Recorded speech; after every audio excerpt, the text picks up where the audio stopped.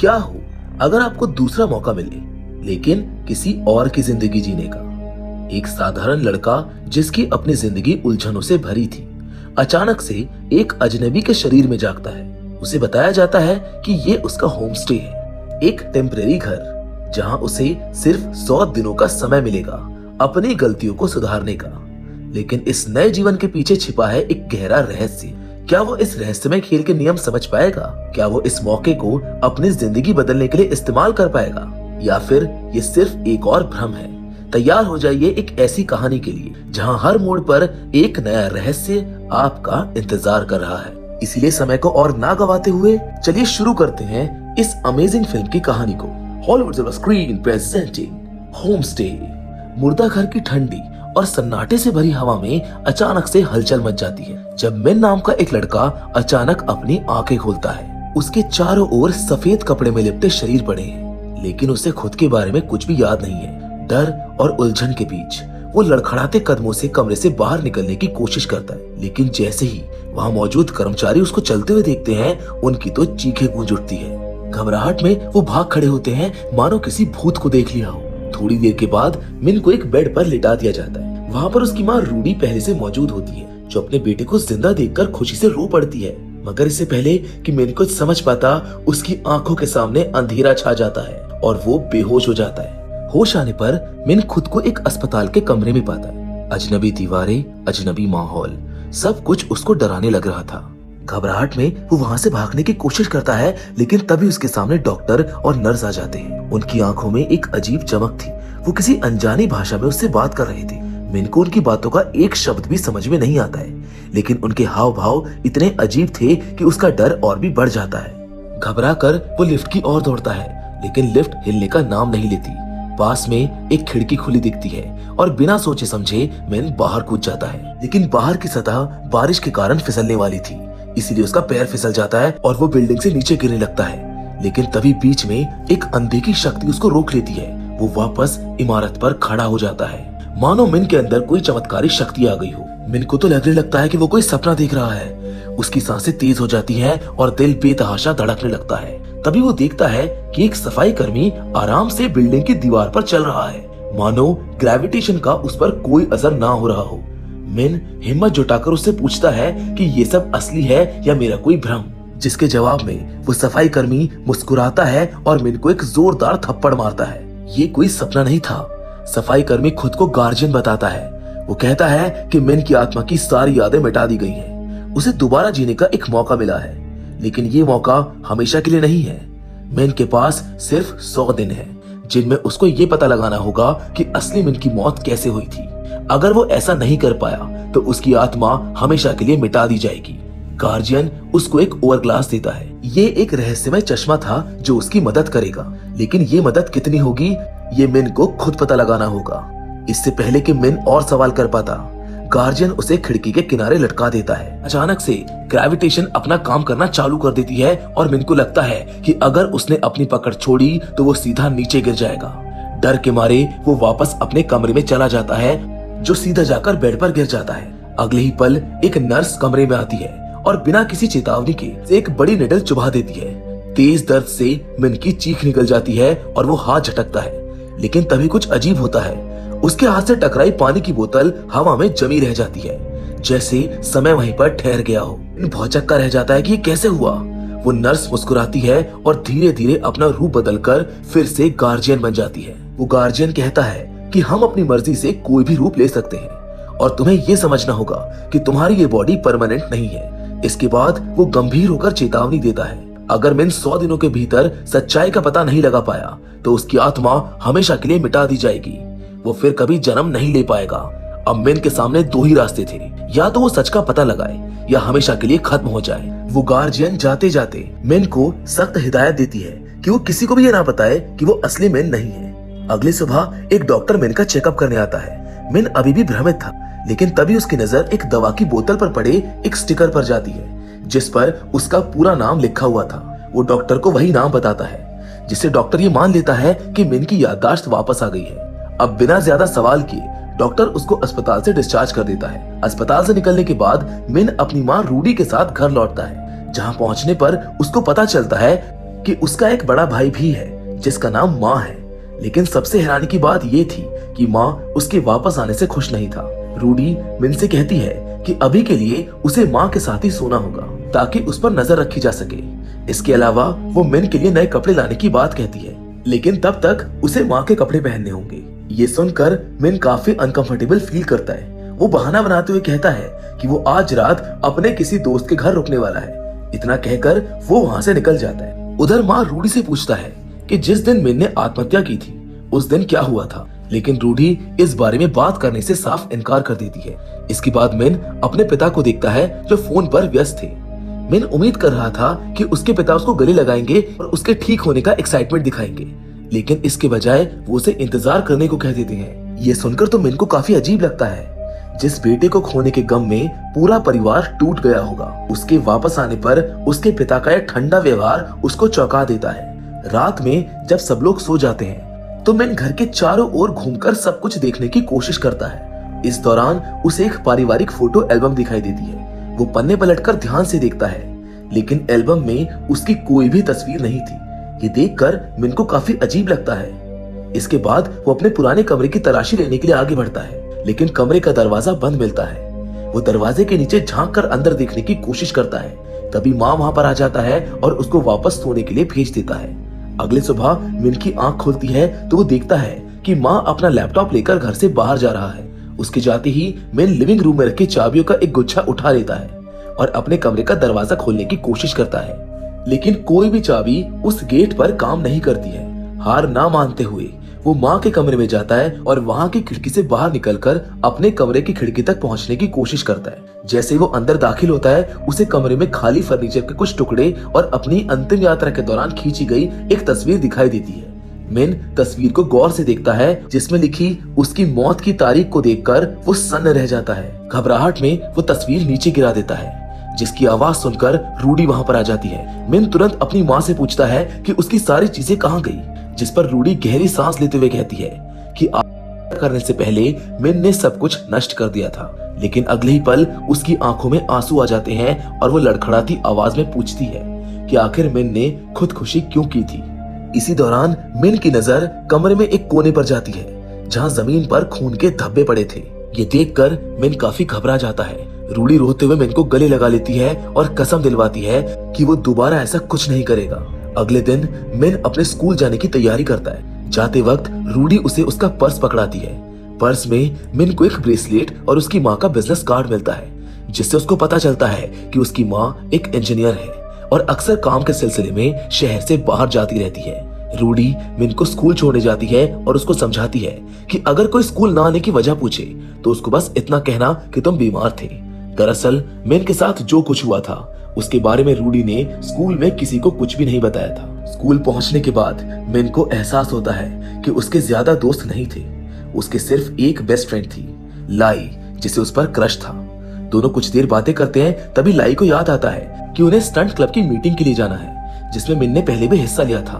वो दोनों मीटिंग में जाते हैं जहां क्लब लीडर मिन को याद दिलाता है कि उसे अगले कंपटीशन के लिए एक डिजाइन तैयार करनी होगी। डिजाइन पर काम करने के दौरान मिन की नजर कुछ लड़कियों पर पड़ती है जो वही ब्रेसलेट पहनी हुई थी जैसा उसके पर्स में मिला था। ये देखकर मिन चौंक जाता है और उन लड़कियों का पीछा करते हुए उनकी क्लास तक पहुंचता है। वहां उसको पता चलता है कि वो ओलंपिक क्लास की स्टूडेंट्स हैं। अचानक मिन को लगने लगता है कि शायद वो भी इसी क्लास का हिस्सा होगा। इसका पता लगाने के लिए वो उसी ब्रेसलेट को पहनकर ओलंपिक क्लास में दाखिल हो जाता है, लेकिन टीचर उसको तुरंत पहचान लेता है और कहता है कि वो उसका स्टूडेंट नहीं है। इससे पहले कि मिन कोई बहाना बना पाता, टीचर उसको बाहर निकाल देता है। मिन अब और भी ज्यादा कंफ्यूज हो चुका था। अगर वो इस क्लास का हिस्सा नहीं था तो उसके पास ही वही ब्रेसलेट क्यों था? आखिर उसकी असली पहचान क्या थी? क्लास से बाहर निकलने के बाद मिन को अपने ट्यूशन पार्टनर का एक नोट मिलता है जिसमें लिखा था कि वो उससे लाइब्रेरी में मिलना चाहती है। मिन तुरंत लाइब्रेरी पहुंचता है जहां पर उसकी मुलाकात पी नाम की एक खूबसूरत लड़की से होती है। पी को देखकर उसे पुराने मिन की तरह ही उस पर क्रश हो जाता है, जिसके बाद मिन खुद को बेहतर दिखाने के लिए अपनी माँ के क्रेडिट कार्ड का इस्तेमाल करके नए और स्टाइलिश कपड़े खरीदता है। वो अपने हेयर स्टाइल भी बदलवा लेता है ताकि वो पी को इम्प्रेस कर सके। धीरे धीरे वो पी के साथ ज्यादा समय बिताने लगता है, जिस वजह से दोनों के बीच नजदीकियां बढ़ने लगती हैं। कुछ दिन बाद मिन के पिता स्कूल में आते हैं और उसको याद दिलाते हैं कि आज उसके स्कूल थेरेपिस्ट के साथ मीटिंग है। इसके साथ ही वो उसे अपने मेडिसिन प्रोडक्ट्स का प्रमोशन करने के लिए कुछ प्रोडक्ट देकर चले जाते। मिन जब थेरेपिस्ट से मिलता है तो वो उससे कुछ अजीब और असामान्य सवाल पूछना शुरू कर देता है। मिन को ये सब अटपटा लगता है और वो वहाँ से जाने का फैसला करता है, लेकिन इससे पहले कि वो बाहर निकल पाता, थेरेपिस्ट उसके पिता के दिए प्रोडक्ट्स को निकलने लगता है। अचानक सभी मेडिसिन हवा में रुक जाती है, जिससे मिन समझ जाता है कि ये कोई साधारण थेरेपिस्ट नहीं बल्कि वही गार्जियन है। गार्जियन मिन को याद दिलाता है कि उसे जल्द से जल्द पता लगाना होगा कि असली मिन ने क्यों की थी। साथ ही में वो ये चेतावनी भी देता है कि मिन के पास सिर्फ एक मौका होगा सही जवाब देने का। अगर उसका जवाब सही होगा तो अवरग्लास हमेशा के लिए बंद हो जाएगा। कुछ दिनों बाद स्कूल में एक फेस्टिवल होता है। मिन पी को ढूंढता है और उसको उदास और रोते हुए देखता है। पी परेशान थी क्योंकि वो अपने प्रैक्टिस टेस्ट में अच्छा परफॉर्म नहीं कर पाई थी। वो फेल होने से डर रही थी। मिन उसको दिलासा देते हुए कहता है कि वो बहुत टैलेंटेड है और उसे ज्यादा चिंता करने की जरूरत नहीं है। इसके बाद वो पी से पूछता है कि क्या वो दोनों एक कपल हैं। इस पर पी मुस्कुराते हुए मना कर देती है और कहती है कि मिन ने कभी उसे डेट पर जाने के लिए पूछा ही नहीं। ये सुनकर मिन तुरंत उसे फेस्टिवल में साथ चलने के लिए कहता है। दोनों फेस्टिवल में जाते हैं और एक साथ काफी अच्छा समय बिताते हैं। आखिर में वो आतिशबाजी देखने बैठते हैं। इसी दौरान पी मिन का हाथ पकड़ती है। वो कहती है कि वो बहुत बदल गया है, अब वो पहले की तरह उदास नहीं रहता है। अगले दिन मिन घर पर होता है, जो अपनी माँ रूडी को बात करते हुए सुन लेता है। उसको पता चलता है कि उसके पिता ने अपने नए प्रोडक्ट्स के प्रमोशन के लिए अपनी शादी की अंगूठी गिरवी रख दी है। ये सुनकर रूडी काफी नाराज और दुखी हो जाती है। मिन अपनी माँ को खुश करने के लिए उनके साथ मिलकर ड्यूरियन पकाने में मदद करता है। उसको खाने की कोशिश करता है। ये देखकर रूडी पूरी तरह से चौंक जाती है, क्योंकि असल में तो मिन को ड्यूरियन से सख्त नफरत थी। हालांकि अपने बेटे के इस नए रूप को देखकर वो काफी खुश होती है।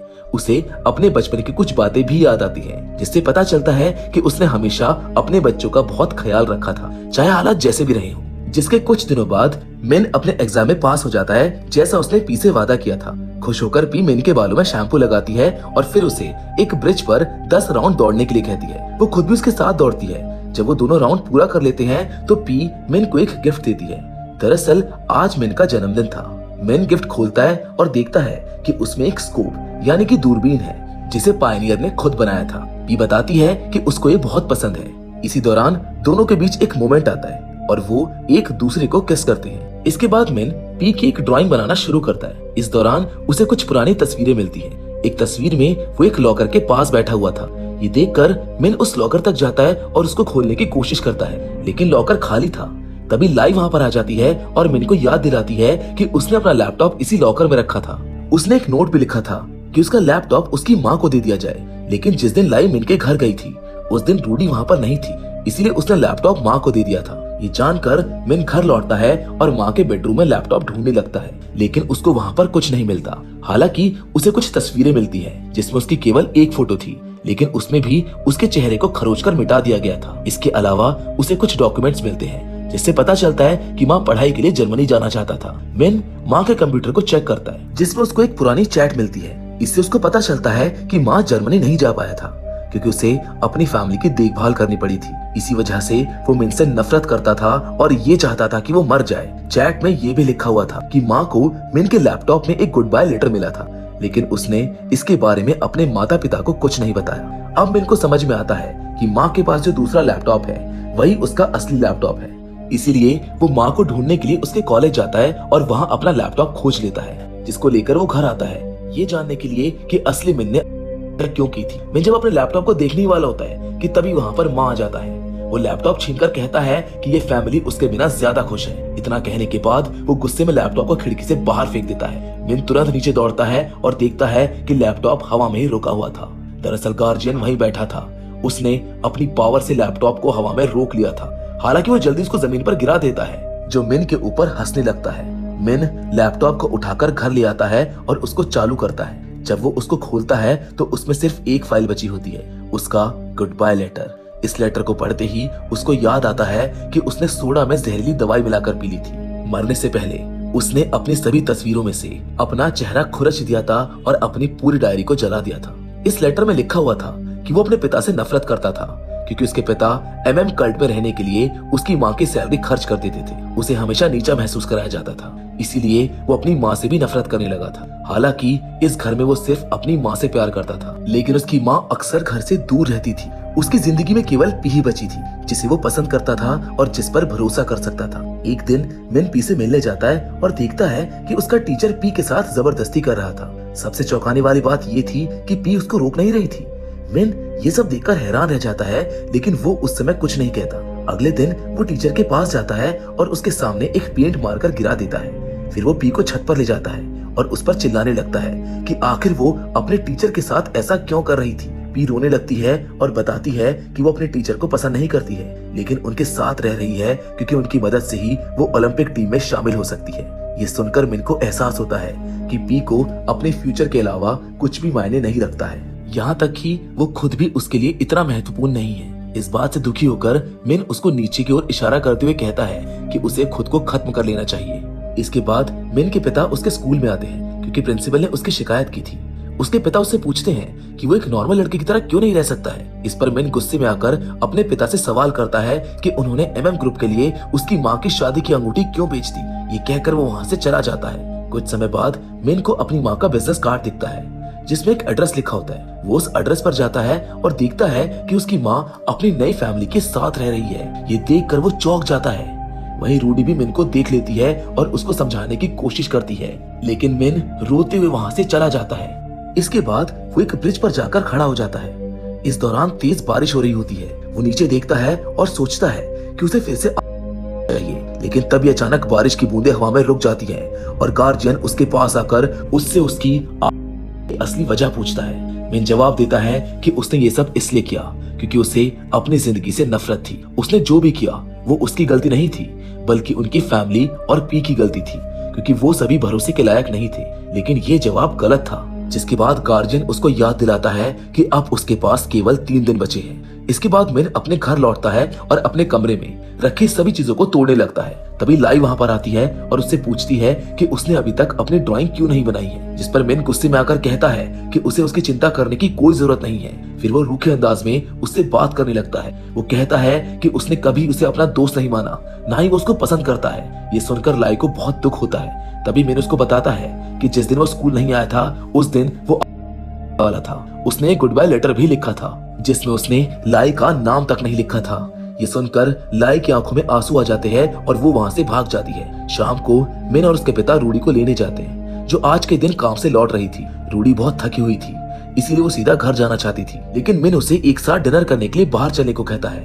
आखिरकार वो तीनों एक रेस्टोरेंट में जाकर डिनर करते हैं। मिन वॉशरूम जाने का बहाना बनाकर अपने पेरेंट्स को अकेला छोड़ देता है, लेकिन वास्तव में वो वॉशरूम नहीं जाता है, बल्कि छुपकर उनकी बातें सुनता है। इस दौरान वो देखता है कि उसके पिता उसकी माँ की अंगूठी लौटा रहे हैं। इसके बाद रूडी अपने अफेयर के बारे में अपने पति को सच बता देती है, जिससे मिन के पिता बिना कुछ कहे वहाँ से चले जाते हैं। अब मिन और उसकी माँ घर पे अकेले रह जाते हैं। रूडी रोते हुए मिन से माफी मांगती है और बताती है कि वो अपनी फैमिली के साथ रहना चाहती है, इसीलिए उसने अपने लवर से रिश्ता तोड़ दिया है। लेकिन मिन अपनी माँ को माफ करने से इनकार कर देता है और कहता है कि वो उसका बेटा नहीं है, क्योंकि उसकी असली संतान तो पहले ही मर चुकी है। वो अपनी माँ को एक बुरी माँ कहता है, जिससे दोनों के बीच बहस होने लगती है। इसी दौरान रूडी का ध्यान सड़क से हट जाता है और उनका एक्सीडेंट हो जाता है। जब मिन को होश आता है तो वो खुद को अस्पताल में पाता है। वो तुरंत अपनी माँ को देखने जाता है, जो अभी भी बेहोश होती है। वहीं उसको मिन भी मिलता है, जो उसे बताता है कि उसकी माँ की हालत बहुत गंभीर है। साथ ही में वो कहता है कि उसके पिता ने रेस्टोरेंट में हुई बातचीत के बारे में उसे सब कुछ बता दिया है। मिन उससे पूछता है कि उसने बजाय उसको क्यों नहीं बताया, शायद वो उसकी मदद कर सकता था। इसके अलावा वो ये भी कहता है कि उसे सोचना बंद कर देना चाहिए कि उससे कोई प्यार नहीं करता है। चूंकि मिन को चोट ज्यादा नहीं आई थी, इसीलिए उसको घर भेज दिया जाता है। घर पहुंचकर उसे ड्यूरियन स्वीट मिलती है, जो उसकी माँ ने उसके लिए रखी थी। वहीं पर उसको एक कलाइडोस्कोप भी मिलता है, जो पी ने उसको गिफ्ट दिया था। ये सब देखकर मिन को एहसास होता है कि वो बहुत स्वार्थी तरीके से व्यवहार कर रहा था। इसके बाद वो अपनी अधूरी ड्राइंग को पूरा करता है। अगले दिन ओलंपिक टीम की घोषणा होती है, जहां पी को टीम में सिलेक्ट होने पर एक स्पीच देने के लिए कहा जाता है। लेकिन जब पी मिन को देखती है तो उसे खुद पर काफी शर्म महसूस होती है। वो वहां से भाग जाती है। मिन उसको एक क्लासरूम में ढूंढ लेता है, जहां वो खुद को कांच के टुकड़ों से नुकसान पहुंचाने की कोशिश कर रही थी। मिन तुरंत उससे माफी मांगता है और गले लगा लेता है। वो समझाता है कि उस दिन वो बहुत गुस्से में था, इसीलिए बिना सोचे समझे उसने उसे कुछ भी बोल दिया। उसे भरोसा दिलाता है कि इसमें उसकी कोई गलती नहीं थी, बल्कि ये सब टीचर की गलती थी। मिन की बातें सुनकर पी को अच्छा महसूस होता है और वो अपने टीचर की सच्चाई प्रिंसिपल को बताने का फैसला करती है। इसके बाद मिन अपने नए डिजाइन की प्रैक्टिस में शामिल होने से डर जाता है, इसीलिए वो पी के लिए एक ड्राइंग छोड़कर वहाँ से चला जाता है। इस ड्राइंग में उसने पी को सपोर्ट करने के लिए कुछ अच्छी मोटिवेशनल लाइन लिखी थी। जिसके बाद मिन गार्ड स्टंट क्लब के रिहर्सल देखने जाता है, जहाँ पर वो लाई से मिलता है। वो उससे माफी मांगता है और कहता है कि सिर्फ वही थी जो हमेशा उसका भला चाहती थी और बिना किसी उम्मीद के उसके साथ रही। ये सुनकर लाई उसको माफ कर देती है और बताती है कि वो जानती थी कि उसने अभी तक टीम के लिए ड्राइंग नहीं बनाई है, इसीलिए उसने टीम को उसकी पुरानी ड्राइंग दे दी थी। जब मिन अपनी पुरानी ड्राइंग को देखता है तो वो हैरान रह जाता है, क्योंकि ये वही ड्राइंग थी जिससे उसकी पुरानी यादें जुड़ी हुई थी। अचानक उसके दिमाग में पुरानी यादें लौटने लगती हैं। उसे अपनी फैमिली और पी के साथ बिताए अच्छे पल याद आने लगते हैं। इन्हीं ख्यालों में खोया हुआ मिन अचानक सीढ़ी से नीचे गिर जाता है, जिससे उसके पास रखा आवर ग्लास नीचे गिरकर टूट जाता है। इसके बाद मिन अचानक खुद को अपने कमरे में पाता है, जहां उसे शीशे में गार्जियन दिखाई देता है, लेकिन इस बार गार्जियन उसका ही रूप लेकर आया था।